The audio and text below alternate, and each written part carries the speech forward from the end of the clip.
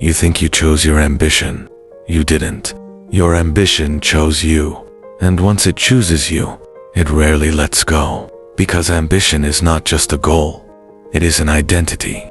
And identities demand sacrifice. Every great idol humanity has ever built has required the same offering: time, love, peace. Sometimes even the person who built it, and the most dangerous idol you will ever worship, is the one made from your own success. Across mythology, the same structure appears again and again. The hero must sacrifice what he loves most to serve what he has become. The warrior sacrifices peace. The king sacrifices freedom. The genius sacrifices normality. These stories were never merely entertainment. They were psychological warnings. The Swiss psychologist Carl Jung called these patterns archetypes. Archetypes are deep structures in the human psyche, ancient roles that shape the way humans pursue meaning. The hero, the king, the creator, the warrior. When a person strongly identifies with one of these archetypes, something powerful happens. Life gains clarity, but clarity has a shadow. Because archetypes are not satisfied with moderation, they push toward extremes. The warrior must fight. The creator must create. The hero must overcome, and the ambitious individual must achieve again and again and again. Consider the startup founder who works 18 hours a day.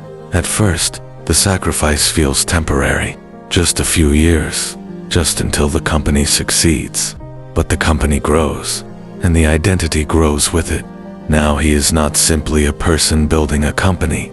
He is a founder, and founders do not rest. Consider the athlete who wins everything.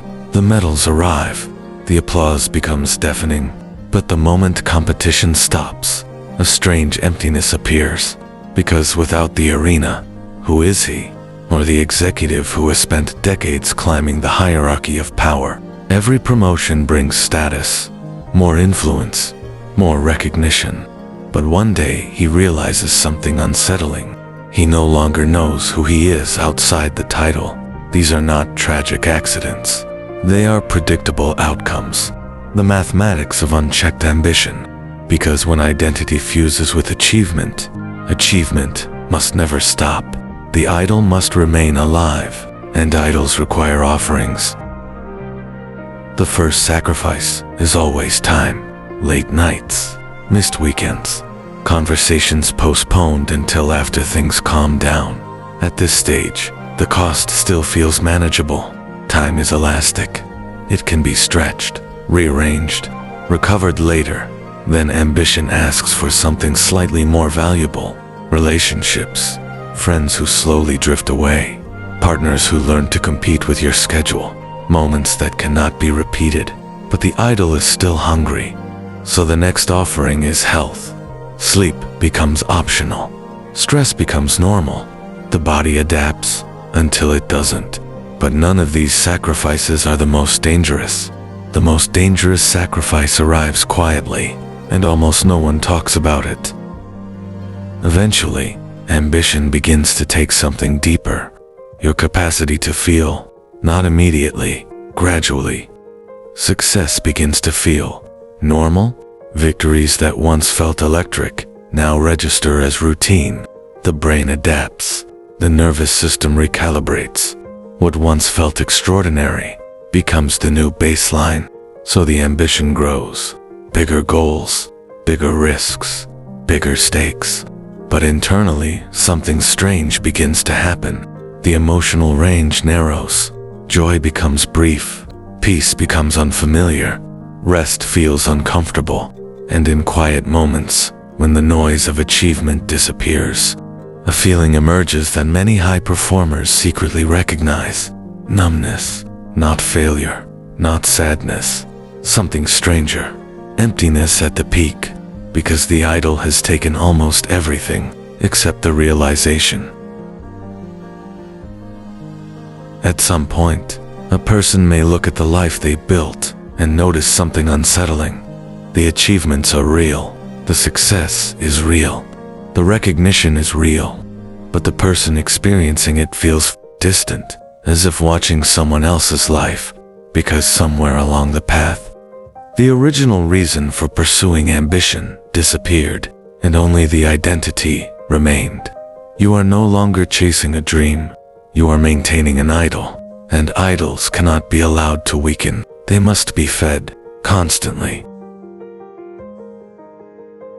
Most people assume ambition is a tool, something you control, something you direct toward, a goal. But the longer you observe ambitious lives, the more unsettling the pattern becomes.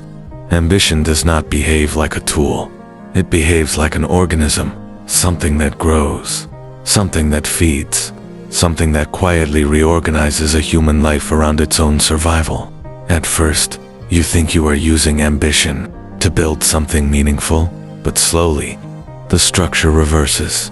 Your habits change, your relationships reorganize, your identity reshapes itself, until one day the realization arrives, quiet and uncomfortable. You are no longer using ambition. Ambition is using you, because the idol was never the company, never the title, never the medals. The real idol was the identity you built around them. And identities do not like to die. They will defend themselves. They will demand continuation, even when the original reason for pursuing them has long disappeared, which leads to the darkest possibility of all. Perhaps ambition does not end when you succeed. Perhaps success is simply the moment. The idol gains complete control. You reach the top. You achieve everything, and instead of freedom, you feel something else? Obligation. Because now you must remain the person who achieved it. And that is when the final realization appears. The idol you built does not demand sacrifice, because it is cruel. It demands sacrifice, because it is alive. And the most terrifying part is this: it cannot survive without you. But after enough years, you may no longer remember how to survive without it.